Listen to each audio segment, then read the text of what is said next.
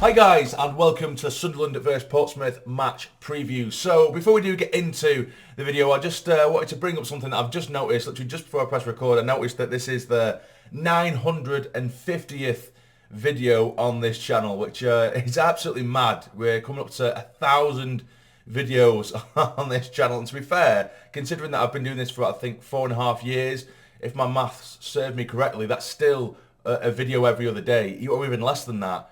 For someone who is, not doing this full time, I work a full-time job with heavy hours, and I do night shift and stuff like that as well. To be able to maintain that level of upload schedule when, I don't do it full time, I think that deserves a like, don't you? If whether you do generally watch and enjoy stuff or not, please hit the like button for me, because that's just absolutely baffled me. That 950 videos, Jesus Christ, that is a lot of time. Being put into this channel, a lot of time, believe me. But yeah, so anyway, getting on to the sorry, I went off topic there, but getting on to the video. So we do take on Pompey this weekend, and for me, again, I keep on saying games are must-wins, but they are now, because for me, yeah, when you do look at the league table, I do keep on saying that I would rather have points on the board than games in hand. Of course, I still stand by that. I believe that's 100% true.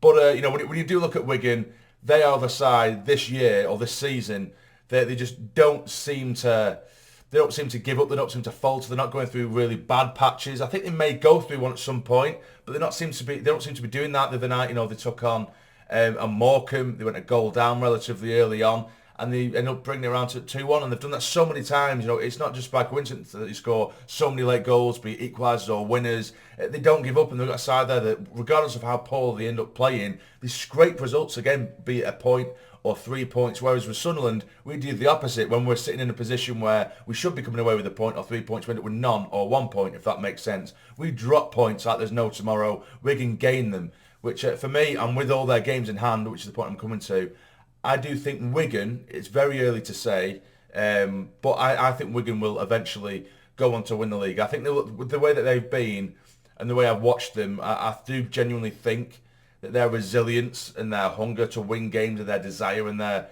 concentration, which is 110% over the 90 minutes, not just 80, which, you can probably argue that Sunderland have at times, sometimes, but I think they're going to go on to win the league. And then I think it's going to be a battle between us, Rotherham, Wycombe, and maybe other teams come sneak around, because, like I say, it's very, very early on. We're only at the sort of halfway stage of the season, but still, judging off the first half, that's the way I'm going to see this going. I think it will end up being a battle for second, and that's why so many games, particularly the bigger teams like Pompey, the absolute must-wins, and it'll do huge confidence for the lads. We got battered by them at Fratton Park in the. It was an absolute swimming pool, and I'm not going to say that was an excuse, of course, although, but both sides had to play in that absolute swimming pool. It should have been called off 100% that game, but they played better to the conditions on the day, and they won 4-0. We got absolutely battered, and rightly so.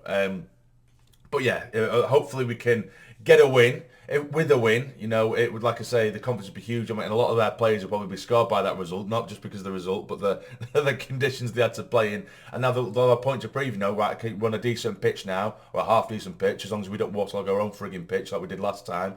Last time I went to Lincoln, we waterlogged our own pitch for no reason, which definitely didn't help, but still. As long as we don't waterlog our pitch, we're on our own turf, back on home soil, nice pitch, play our own stuff, prove to Pompey that we can beat them.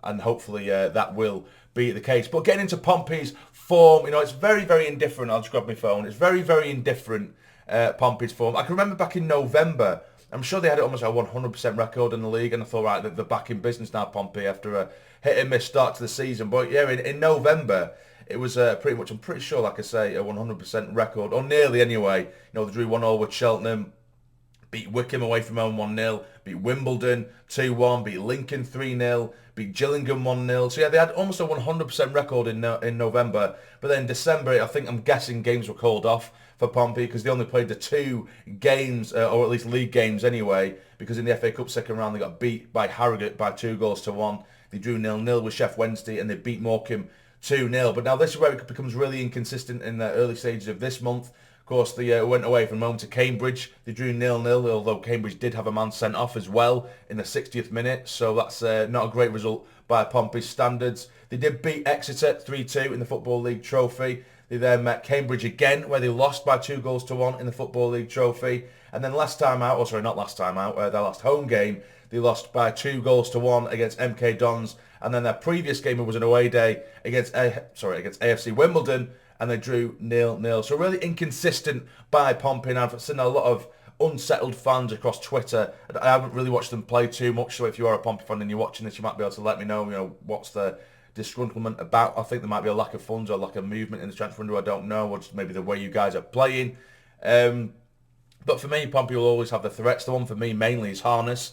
I don't know how consistent or inconsistent he has been this season for Pompey, but he's just someone who, I always like the look of his pace and his direct running. He's a nightmare to deal with, and he always seems so unbelievably dangerous. He certainly was in the reverse fixture. A bit of news from them. Marquis, a striker that we were heavily linked with a while back, and he was absolutely flying, wasn't he, before he went to Pompey, and then since he went to Pompey, he's almost become like the Danny Graham of League One, and he's been absolutely appalling every time I've seen him. Whenever he's played against us, he's just seemed so harmless. For the most part anyway, should I say. He seemed harmless. But yeah, he's ended up leaving Pompey and he's gone to Lincoln, so maybe he'll re-hit some form there.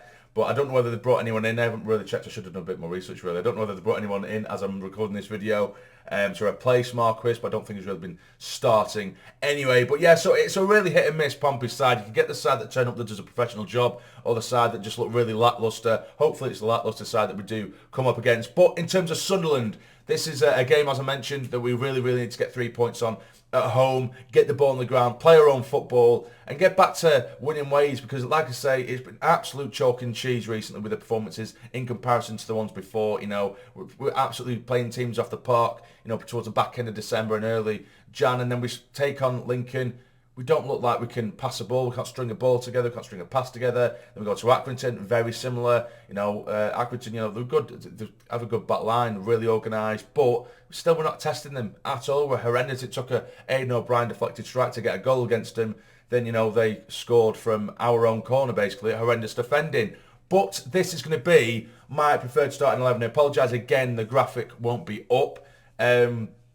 It still needs to update with new players, and it's not having any of it. So, so in my starting 11, I would go for a 3 at the back, but I would have Hoffman in goal, and my 3 at the back, it would be, I believe it's Bart, and it's not Bath. I've been saying Danny Bath, but I believe it's Bart. We'll say Danny Bart, because on his Twitter it does say Bart, and I think that's what he wants to be called. So, Danny Bart, the new lad, I'll put him in the middle of the back 3, or I'd have Doyle on the left of the back 3, and then Bailey Wright on the right of that back 3. Flano had a bit of a mare against Ake. And I still do have a bit of trust in him because he has been fantastic for the large portions of this season. But I think the last couple of games he's looked really shaky. He has a little bit more pace than Bailey Wright, I think. Well, in saying that, Bailey Wright, they're not the quickest either of them. But what I'm trying to say is, with Bart in the centre of those back 3, he's going to have to drop a bit deeper because he isn't the quickest Bart.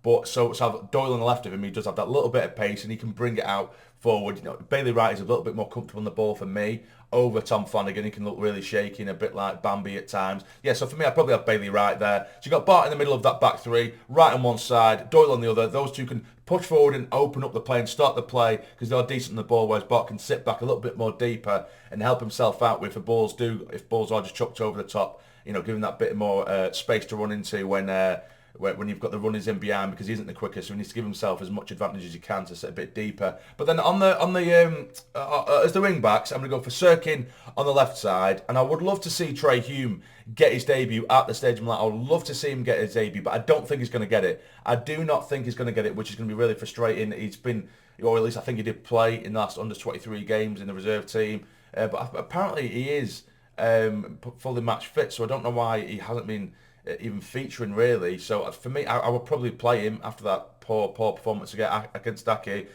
For me, the only argument I would have maybe is Lyndon Gooch. Now, before you shoot me down, is Gooch has been very poor in recent weeks. Very, very poor indeed. But when he plays as a wing back, he's not actually that bad, particularly going forward, and he does track back, and he does have that tenacity. He can be a bit daft at times and picking up daft bookings, and he does have a mistake in him.